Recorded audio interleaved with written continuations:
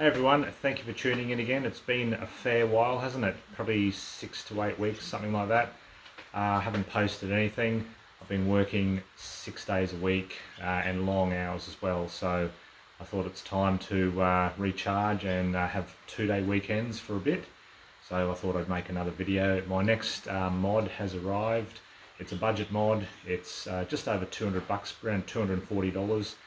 And it is a rear sway bar. So there's a bit of a story behind this. I was looking to get the Cusco's rear sway bar from Japan, from RHD Japan, but PayPal wanted to charge an extra $15, sort of a service fee as such, to send it out on top of the freight and everything like that.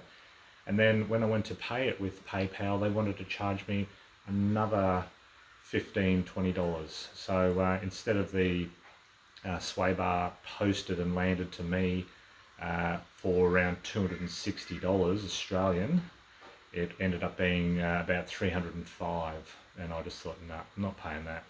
So I started looking locally and went to a white line sway bar from a supplier in Australia. I got a 25% discount by using Afterpay, and it came in at $241, so I'm pretty happy with that. And I got it within 3 or 4 days, which is excellent. What it comes in is this nice purred bag. Obviously the sway bar's out of the bag. The sway bar's well protected with, get rid of that, with these Duvalakis on the end. That's the technical term for them. It comes with a ton of stickers. So I've put a sticker on the sway bar already. I know some of you who've purchased white line products previously said they didn't get any stickers at all. I've got a trillion of the bastards, so there's way too many. I don't know what I'm going to do with them. So let's get it fitted.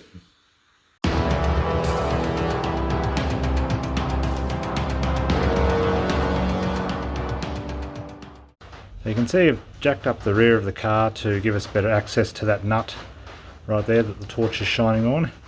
That's the nut that holds the bolt in place, which holds the sway bar in place. So we'll go around the other side, remove the other wheel, and give us access on that side too.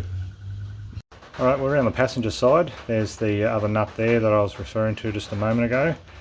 So we'll swing around the back here, look underneath, and there's the one mounting point for the sway bar.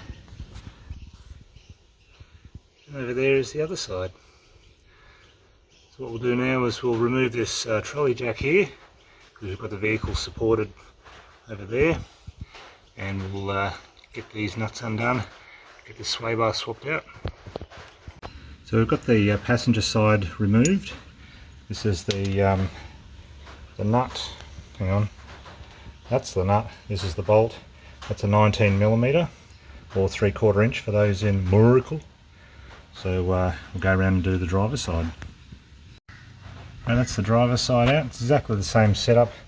Bolt, 19mm nut, and you probably find you'll need a breaker bar or something, or a long bar to undo these nuts, because they've got a fair bit of oink oink put onto them. So there's that. Just make sure you've got a long bar. Now these are the two sway bars side by side. Obviously this is the factory one. It's noticeably thinner, noticeably lighter, and this is the white line aftermarket sway bar. Noticeably heavier, noticeably thicker, much like myself. Alright, so let's get this chucked in and we'll see how we go. Alright, I've inserted the bolt and nut on both sides. This is the passenger side, and you're basically just tightening it up a little bit there. I'll apply proper torque to it later. I asked a guy at work if he knew what the torque spec on sway bar bolts were, and he said, quote, 2 akadakas. So I'm not sure what that is, but I'll put 2 akadakas on and we'll see how we go. So this is very, very easy to install.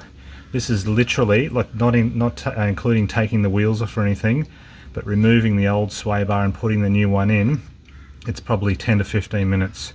That is literally it. It is that easy. I cannot believe it is that easy. So if you've got a Corolla, I'll put the part number for this particular, I actually think it's BTR77. I believe that's it, but I'll double check. This is for the 2ZZ GE Corolla, ZZE 123R Toyota Corolla Sportivo in Australia, probably the Runex in South Africa, in Japan. But that's it, it's installed. Let's go around and have a look underneath.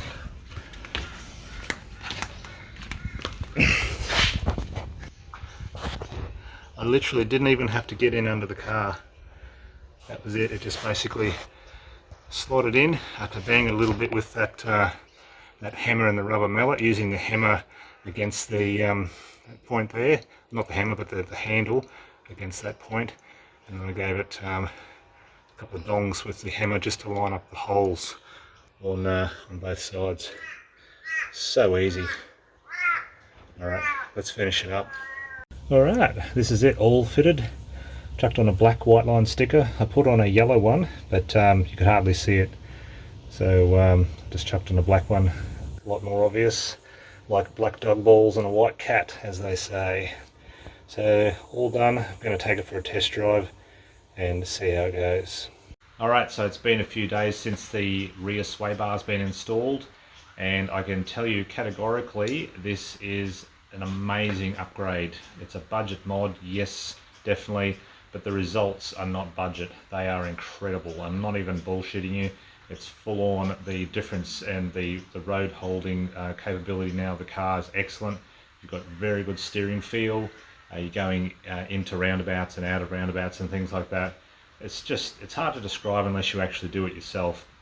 So because I drive this car every day, I'm used to how it feels through all of the corners that I normally take every single day. So going through them now with this, I'm calling it now. I'm going to say this is at least a 10 to 20% improvement in corner entry and exit speed. We'll call it that.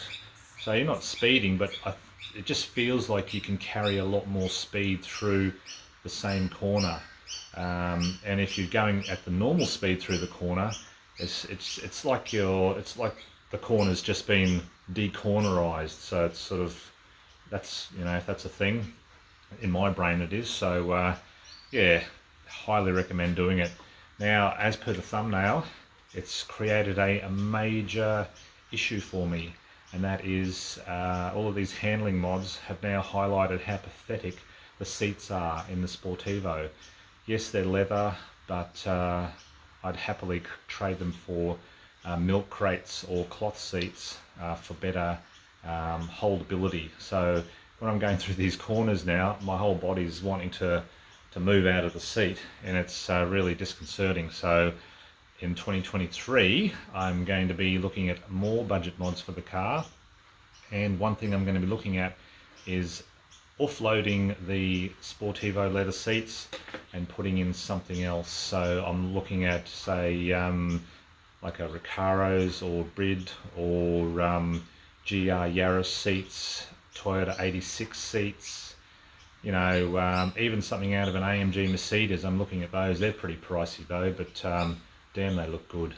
And even something out of a ZR Corolla, like the current 2022 Corolla, they look incredible.